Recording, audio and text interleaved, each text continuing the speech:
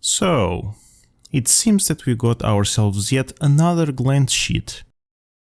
Honestly, this kind of information drop is a lot more informative than concept arts, or at least it gives us more detail and specific confirmations of dinos mechanics and whatnot.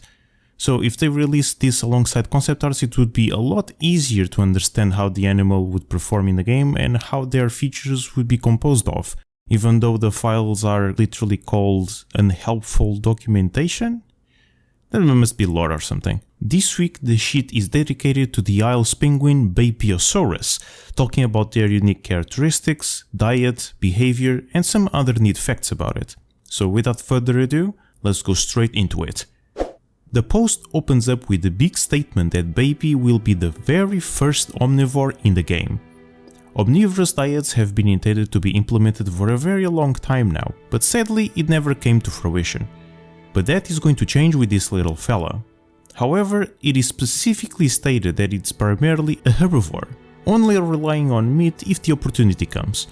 It is also important to note that the examples shown for their prey items are small endemic life or even small animals, with the latter probably referring to things like chicken or even hatchling dinosaurs.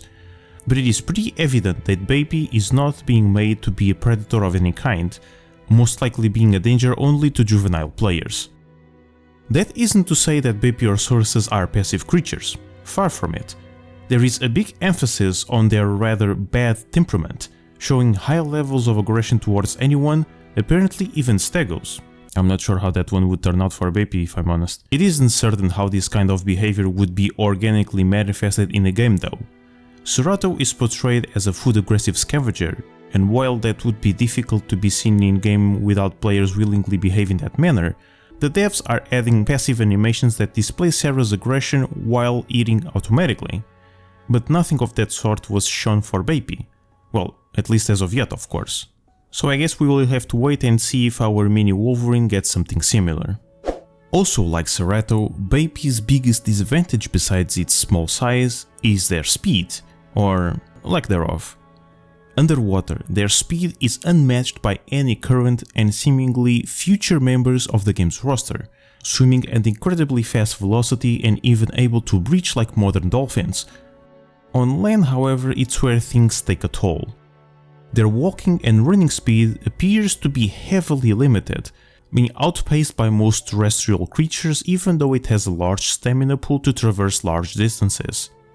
This culmination of factors highly influence Beipi players to remain very close to bodies of water.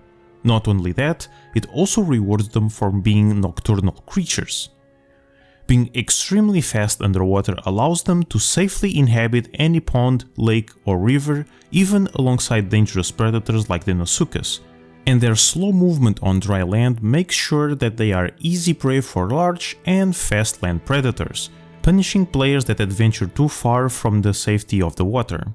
And this is when their interesting dynamic kicks in. For them, the water is safe, but there's no food.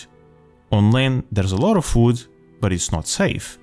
However, during nighttime, it is a lot easier to sneak outside, eat, and come back.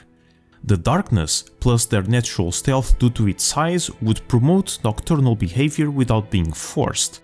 Beipi mains would quickly realize that it's a lot safer to be on land at night, and they would take full advantage of that. And when it comes to small predators that might be a danger like Troodon, it was already shown on Beipi's concept art that they are capable of defending themselves from those pesky carnivores. This is a decent way to promote the specific playstyle the devs intend this creature to have without creating heavy boundaries or artificial restrictions to make it happen. Everything happens organically and in an immersive way. Also, on this section of the post, something rather odd is said. Though faster on land than previous generations, this is a very peculiar statement.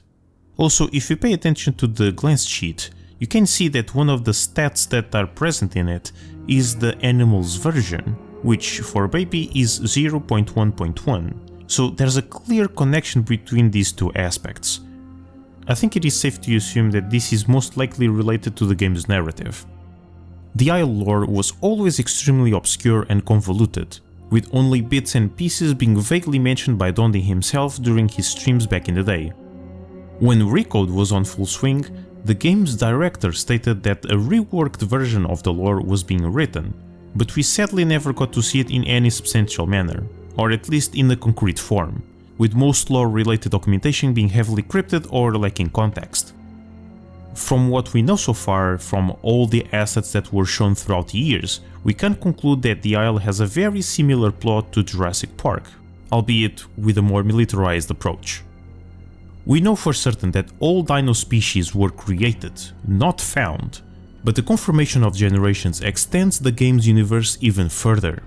Now we have more questions that require answers. Is Apollo engineering actively changing the dino's DNA even more? Or are the species changing naturally? Maybe there's even something on the island causing this. Are tribals or cannibals responsible for this?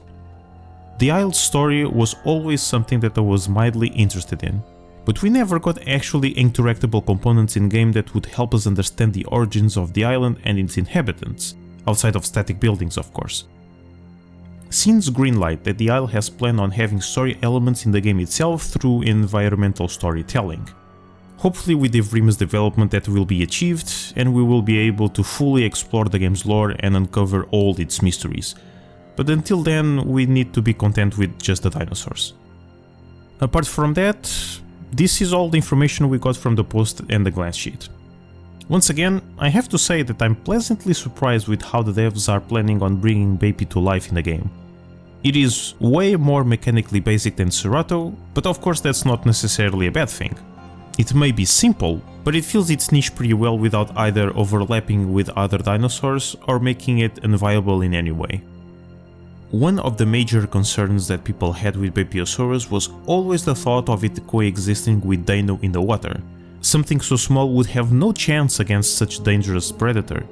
And those concerns were well placed since we can clearly see an emphasis on Beipis being semi-aquatic through and through. But fortunately they avoided such issue by making it extremely fast underwater, with the addition of the breaching ability that it's stated to be used as an invasive maneuver to avoid predator attacks.